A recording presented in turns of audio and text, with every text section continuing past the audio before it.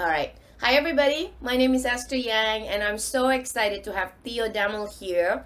And he is a youth activist, and we're going to talk about climate change. So, I don't know, when I was 13, all I think about other things, certainly not climate change. So, I'm really impressed at Theo for wanting to do this. And I've known Theo, since the summertime, but I've also has like his resume. He's has worked with a lot of other campaigns since he was like younger.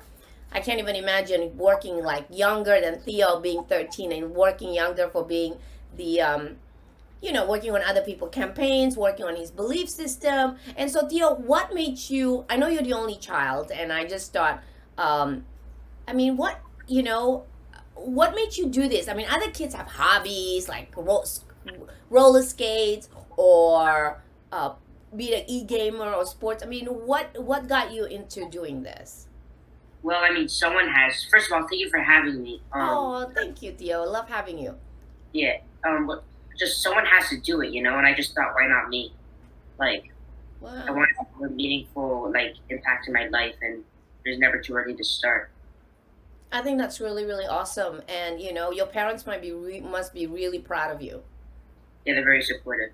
Yeah, because I mean, I know, like, I know you hang out with us when we're doing a lot of advocacy work, and we always appreciate your parents for like trusting us and really wanting you get involved in everything that you do. And so when you said like someone has to do it, I mean, what do you think about climate change? Where do you think we are now?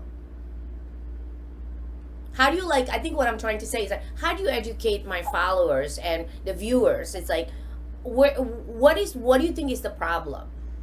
Well, I think there's a lot of problems with that. I think one of them is just not wanting to think about it, and the other one is censorship of the. Oh, that's the wrong word. It's Okay, so let's look at the UN recent thing that got leaked, the report. It Yeah. says no matter what, we're basically going to raise 1.5 degrees Celsius. That's going to cause millions hungry. That's going to increase poverty, and that's basically where we are right now. Because we haven't listened to people for like more than 30 years, and we've just increasingly made it worse. While scientists were saying this was going to happen. Now, Right. with this new report, it's saying we could stop it at 1.5 though.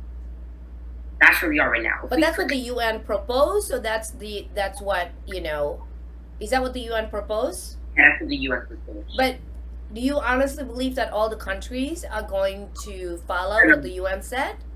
They're not. And how, I think my like, my question is, how do you make the countries listen to what the UN has to say? Well, we know that, at least I know that they're not all going to do it. They're not, like, no matter what. Right. This is a report. It's not an order that they're doing. This is just like they're meeting in a couple months, and then when they do that, they're going to talk about it. So we don't really have a lot of information. But the report got leaked by a couple scientists, brave scientists, Mm-hmm. um, and from that information, the New York Times article about it's really interesting. I recommend you guys check it out. But yeah.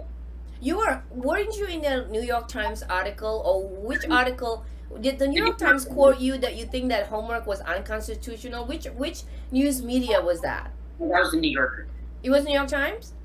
New Yorker. Oh, the New Yorker. Oh, what made you think that, on a sidetrack, what made you think that, I know that we do a lot of homework here, but if like, outside the countries, they actually don't do as much homework as what we do here. But I mean, when I was being raised by my family, I mean, I have like a beyond tiger mom, so I was study, study, study, study. But what is it about, what do you feel that it's unconstitutional about doing homework? Well, a couple things. Number one is kind of trespassing. That just on the legal standpoint side is trespassing because when you're outside of school, they don't have the authority at home. I It's as if see. it's as if the school told your parents like you need to feed your kid this or you need Mm-hmm. to like so. And then the other thing is it it's a lot of busy work. So basically, right now our whole school system is built off busy work and useless work. And when kids get into the workplace, they don't have the skills that would that they should have had because we have so many years in the school. We can make great people out of that years. But right now we're just focusing on busy work, homework. People are doing all-nighters for homework that isn't going to even help them. They go back to school and they can't learn because they just put all-nighter. Then it repeats, and then they get unhealthy. So you're saying that that the all-nighter really burnt kids out, and that everything that we learn from school not necessarily is very productive to the society. Yeah, And so that you feel that the government is like the big brothers taking over, that you felt that it was unconstitutional that way. yeah. And but like while you are having your First Amendment rights, while you're expressing your feelings, but what does your parents think about homework? I mean, so what do they do? I mean, how do you get good grades, for example? They don't agree with me on that. I mean, I think they agree with me. They just don't want me to act on it because they want me to get into a good college and stuff. But like But you still do your homework though. sometimes, yeah. How are you gonna be able to get? I mean, we're like, how are you gonna be able to get good grades to go to the college that you want to go? Well, that isn't my priority, to be honest. What is your priority? Helping this world. Helping this world. How? I mean, besides helping this world, you're gonna be an advocate, and I'm sure you're gonna run for office to change this world, and I'm sure that you want to run for president. No. You don't want to run for president, but really, why don't you want? I mean, why don't you want to be you as a youth activist and doing this climate change? Why don't you want to run for president? I don't want to be like the big like guy that everyone looks to. I don't really want that. Like, What do you want to be? I want to be a congressman, a senator, a governor.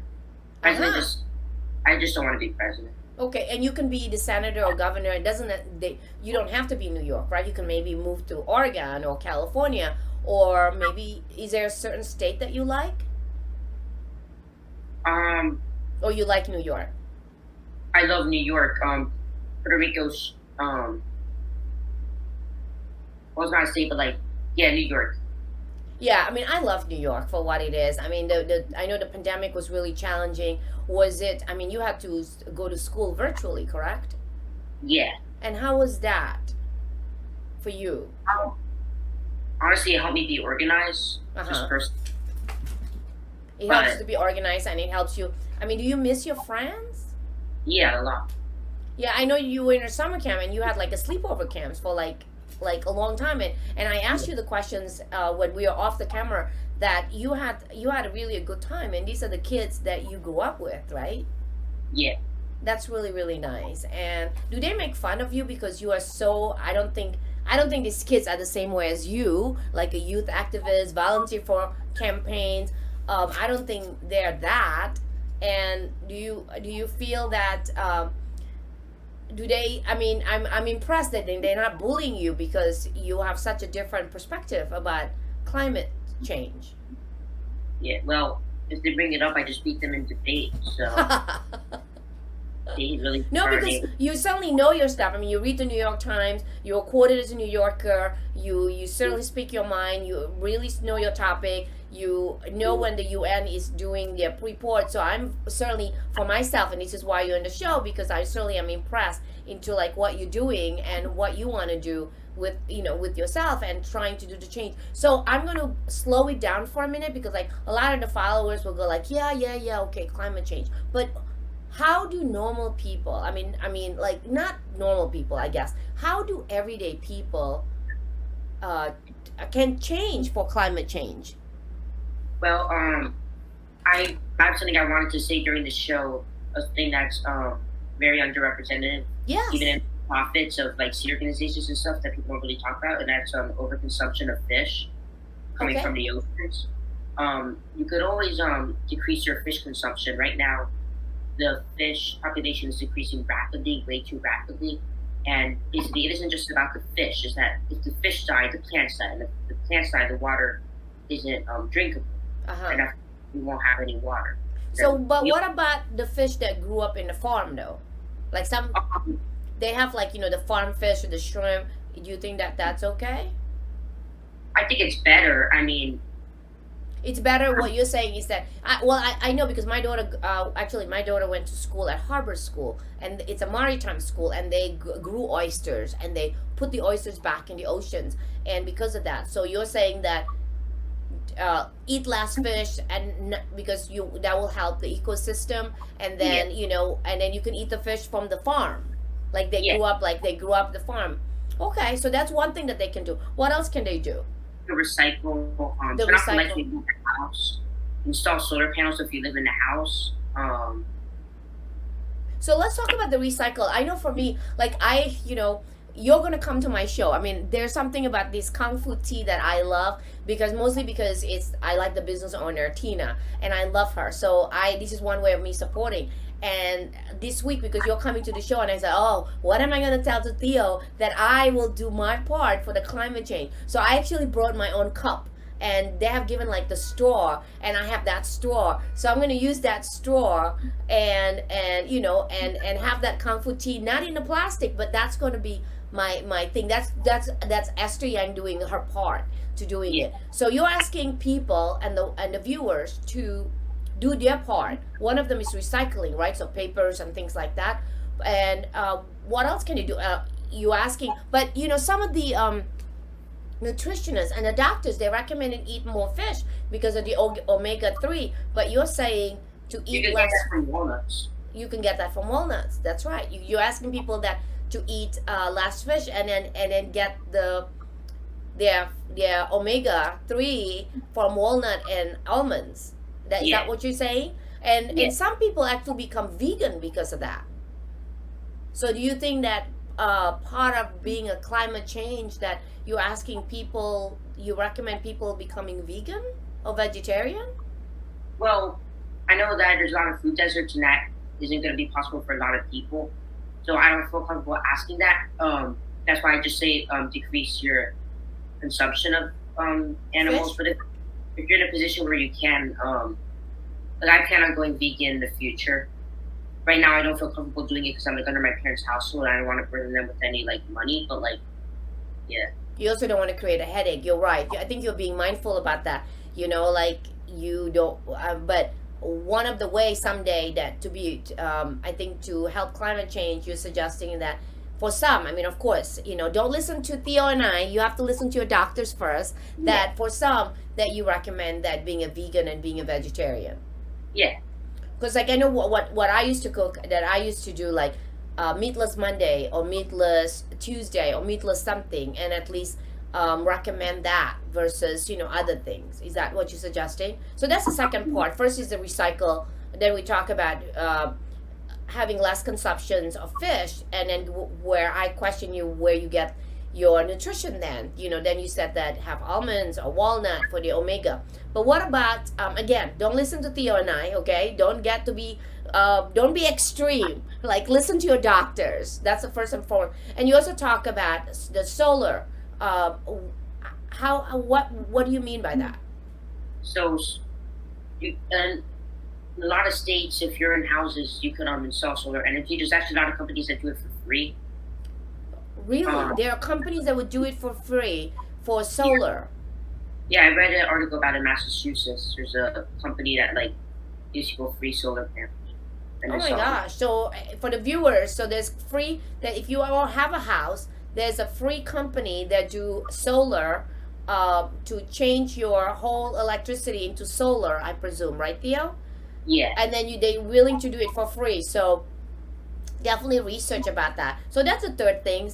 Anything else that like you can recommend people my age, people your age, maybe younger kids, to do something about about climate change? I yeah. mean, I think we all, like you said, it gets so vast, right? And people don't believe in it, and people said, yeah, whatever. But I think the future is yours, because I'm going to die early than you, obviously, and you have to kind of like be that youth activist and keep knocking on the door and saying, hey, do this, do this, do this.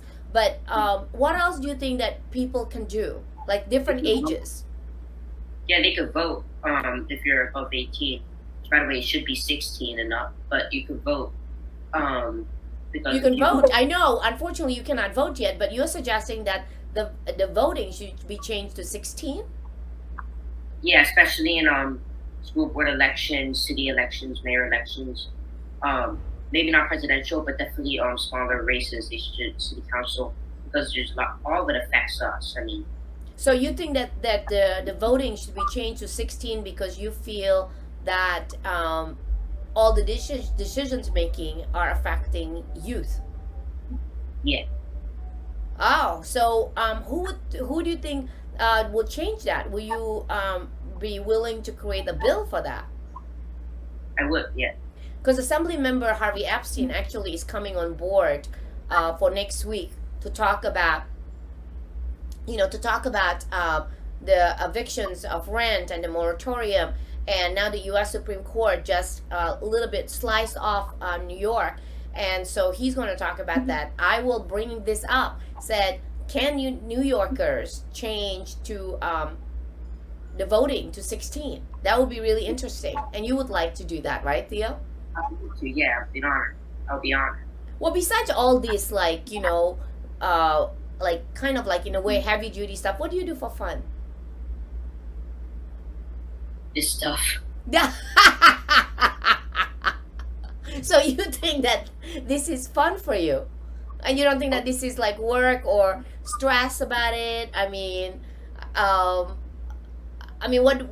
know your parents are very supportive. I mean, what do they think of all this? I mean, when did you start doing this? 2016. 2016. So that's like what, 5 years ago? So you're 13, starting when you were 8. Yeah. And you start like reading more about it and having your highly opinions and about it. And what I mean, I want to be able to go to your house for dinner and see what your parents would say. What your mom said about all this stuff? She's supportive. She just like talks to me about it and stuff. Ah, okay. So there you go, parents. If you're listening, don't like limit your kids to a certain structure. Talk about climate change. Talk about what they can do. Just talk about everything else, right, Theo? Yeah. And so, and I think it sounded like your parents do not think of you as a child, but think of you like as an adult and raise you like that.